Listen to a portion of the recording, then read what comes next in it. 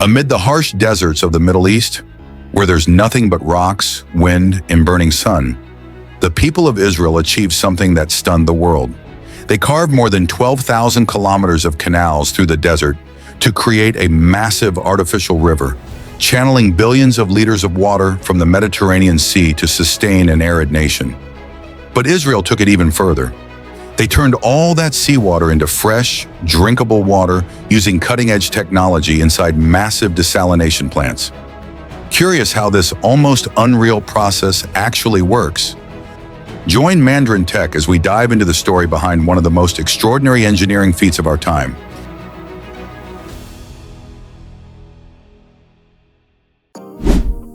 For decades, the Negev desert in southern Israel was practically a dead land.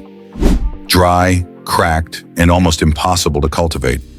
Summer temperatures soared above 110 degrees Fahrenheit. Rain fell only for a few weeks each year, and underground aquifers slowly dried up with every generation. Agriculture, the lifeline of this young nation, stood on the brink of collapse. While many families survived on water hauled in by trucks from faraway regions. Amid this unforgiving landscape, just a few dozen miles away, lay the Mediterranean Sea, vast, endless, and filled with salt water. That contrast sparked Israel's boldest gamble, to pull the sea inland, deep into the heart of the desert. The Desert Water Project was officially approved in 2000, with an investment of nearly $3 billion. With that level of commitment and vision, Israel didn't just turn seawater into life. It challenged the desert itself, forcing rivers to flow through the sand. Before a single drop of water could be channeled, the first task was to turn the hard, barren desert into a workable construction site. They began with high-resolution satellite imagery, ground-penetrating radar, and thousands of wind measurements to map the shifting dunes and identify areas stable enough for construction. Survey teams lived in the heart of the Negev desert for months, drilling hundreds of boreholes, some more than 100 feet deep, to study the geological layers hidden beneath the sand. Every route marker was placed by hand and recorded with centimeter-level accuracy. The entire canal alignment had to avoid the wind corridors, where a single sandstorm could bury the whole worksite overnight. Hundreds of bulldozers were deployed to flatten the dunes, cutting down the high ridges and redistributing the sand into lower areas. The goal was to create a smooth, balanced surface strong enough to support construction machinery without the risk of collapse. Each section was carefully scraped and leveled under strict supervision, with surveyors checking elevation and slope to ensure uniformity across miles of open desert. Conveyor systems pushed the excess sand away from the work zone, while compactors gently pressed the top layer to form a firm and workable foundation. After the bulldozers had leveled the dunes, the sand still needed to be stabilized. Engineers discovered that injecting water into the loose surface helped bind the grains together, creating a denser and more cohesive layer. Using long sprinkler arms and underground pipes, they sprayed controlled amounts of groundwater across the site, allowing moisture to penetrate several inches deep. Once the sand reached the right level of dampness, heavy rollers moved in, compacting the surface to remove air pockets and lock the particles in place. The constant rumble of steel drums echoed across the desert as each pass of the roller turned soft, shifting sand into a firm, uniform base. By the time the surface dried under the desert sun, it had hardened enough to carry the weight of cranes, mixers, and supply trucks. A solid foundation built from nothing but sand and water. Once the groundwork was complete, hundreds of excavators and massive dump trucks began one of the largest digging operations ever undertaken in modern Israel. Every day, around 70,000 tons of sand and soil were removed from the Negev desert, along a construction corridor stretching nearly 250 miles. Over 1,200 engineers, operators, and laborers worked in rotating shifts, enduring daytime temperatures that often exceeded 115 degrees Fahrenheit.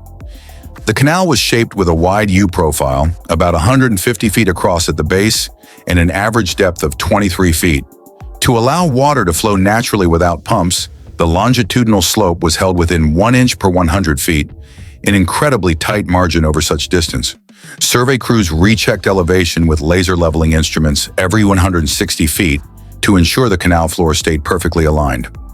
Most of the excavated sand was reused to build up both sides of the embankments, forming levees 10 to 16 feet high.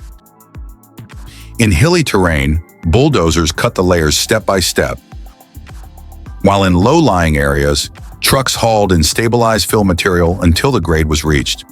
In weak soil zones, engineers drilled 16-inch sand piles up to 20-25 feet deep, or mixed cement and clay to strengthen the base and prevent subsidence. The construction site stretched for hundreds of miles, dotted with concrete batching plants, mechanical workshops, and field engineer camps. Under the scorching sun and swirling dust, long convoys of trucks and machines moved endlessly, a mechanical river carving the shape of a real one into the heart of the Negev desert. This excavation phase lasted for months. In the Negev desert, the challenge wasn't just the heat and dryness, it was the thirst of the sand itself, capable of absorbing any exposed water within hours if the canal bed wasn't properly sealed. That's why the lining phase became one of the most critical stages of the entire project. First, the canal bed and slopes were moistened and leveled with a 2-inch layer of fine sand. Then concrete panels about 4 to 5 inches thick were poured into sections measuring 16 feet long by 10 feet wide, each separated by expansion joints. These joints were filled with hot bitumen sealant to prevent seepage and allow thermal movement. In areas with unstable subsoil, an additional HDPE geomembrane layer was placed beneath the concrete, fixed with steel anchors and covered with a protective sand cushion. Altogether, more than 220 miles of canal were lined with concrete, making it one of the largest waterproofing systems ever built in the Middle East. Along the embankments, engineers planted vetiver grass and desert acacia to stabilize the slopes and minimize sand drift. From above, the canal appears like a shimmering silver ribbon cutting across a sea of gold, a concrete artery waiting to carry its first life-giving water through the desert. A massive canal can't simply be a trench for water. It requires hundreds of auxiliary structures to ensure transportation, flood control, and proper water regulation. At the head of the system, engineers from WAPDA built the head regulator at the Townsa Barrage, where water from the Indus River is diverted into the canal through 9 enormous steel gates. Along the main route, there are more than 900 different engineering components, including reinforced concrete bridges, spillways, siphons, drainage culverts, and aqueducts carrying water across natural streams. Whenever the canal intersects a road or railway, a new bridge is constructed to maintain traffic flow. In sections that cross natural waterways, cross-drainage structures are installed, large conduits that allow the natural flow to pass beneath the artificial canal. In addition, distribution gates are placed every 6 to 9 miles to control water flow into secondary branches. Everything must operate in perfect harmony because a single malfunction, whether at a gate or an aqueduct, could deprive hundreds of hectares of farmland of their water supply. After more than 15 years of construction, the entire canal finally entered the water testing phase. Engineers opened the gates at the Townsa Barrage, letting water from the Indus River flow section by section, gradually increasing the discharge from 500 to 2,000 and then 6,000 cusecs. Along the route, technical teams inspected every point, measuring pressure, checking for leaks, monitoring the canal slopes, and recording any ground movement. Every deviation was corrected before the system was fully opened. When the first rush of water flowed through the cracked, dry canal bed, the regions of Darabugti and Jalmagsi erupted in celebration. Locals called it the day the desert came back to life. Wherever the water reached, cheers followed. It wasn't just a flow of water, it was a flow of hope. The fulfillment of a dream generations of farmers had waited their entire lives to witness. The moment real water finally ran across their land. The water from the Mediterranean finally makes its way through the artificial river that cuts across the desert, but it can't reach people just yet because it's still seawater, and in the desert, salt can be even more dangerous than drought. Before becoming a source of life for millions, it must pass through an intelligent desalination system, a chain of advanced technologies stretching from the coast deep into the inland. Here, seawater goes through multiple stages: mechanical filtration, sand settling, oil separation, and then nanofiltration and reverse osmosis, RO, where every salt molecule is removed, leaving only pure, drinkable water. Digital sensors constantly monitor salinity, pressure, and flow, automatically adjusting the process to maintain the highest level of purity.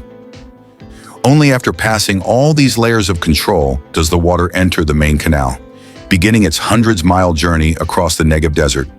No longer seawater, but a true lifeline for an entire nation built on hope and resilience. The pretreatment stage may have already captured large debris and sediments, yet seawater still carries countless fine particles and microscopic organisms. To prevent these from clogging the heart of the technology that follows, a phase of fine filtration is introduced. Inside massive filtration tanks, black hollow fiber membranes act as ultra-thin barriers, blocking algae, bacteria, and even the tiniest remaining particles. The initial filtration stages are only the beginning. The decisive phase unfolds within the reverse osmosis system. Under immense pressure, seawater is forced through semi-permeable membranes, each pore hundreds of times smaller than a strand of hair. This invisible wall allows only pure H2O molecules to pass through, while salts, heavy metals, and trace chemicals are left behind. High-pressure pumps generate tens of bars of compression, transforming the salty, murky mix into a stream that's nearly pure. Yet as it leaves the RO modules, the water is so pure it becomes almost empty, and that very emptiness must be corrected. Precise dosing systems add small amounts of calcium and magnesium to rebalance pH and restore a clean, natural taste. Next comes disinfection. Ultraviolet light, or ozone, eliminates any remaining microorganisms, while a trace of chlorine ensures long-term safety through the pipelines. Every parameter is monitored in real time, and lab samples are analyzed constantly. Only when all standards are met is the water pumped from storage tanks into the distribution network, flowing through miles of underground pipes to homes, hospitals, and factories. It is a complete cycle where the salt of the ocean is transformed into safe, drinkable water, a testament to the remarkable power of modern technology. When the first flow of water crossed the Negev desert, everything began to change, not just on the surface, but deep within people's lives. Land that once cracked under the burning sun started to come back to life. Farmers who had once left because of drought returned, pitching tents, driving stakes, and plowing the first fields of their lives amid the sand and rock. Water from the main channel of the national water carrier was divided through a network of secondary canals, pressure pipes, and drip irrigation systems that delivered it directly to each plant. A technology Israel itself invented to save every drop of water as precious as gold. The project began in 1953 and took over 11 years to complete, costing around 420 million Israeli lira, equal to hundreds of millions of dollars at the time. Once operational, the system could transport up to 72,000 cubic meters of water per hour, bringing fresh water from the north all the way down to the Negev. As a result, regions once thought hopeless were revived into thriving agricultural zones. In the early years, tens of thousands of acres of farmland turned green. Where there was once only dust and sun, now stood orchards of oranges, vineyards, wheat fields, vegetable farms, and rows of date palms heavy with fruit. Seen from satellites, a long green ribbon winds across the golden desert. The green artery of Israel, the artificial lifeline connecting the north and south of the country. The transformation went beyond the fields. Villages were rebuilt, children had schools, and high-tech farms rose from the sand. So, you have learned the whole story of how the Israelis dug billions of tons of sand out of the desert to create the longest river in the world.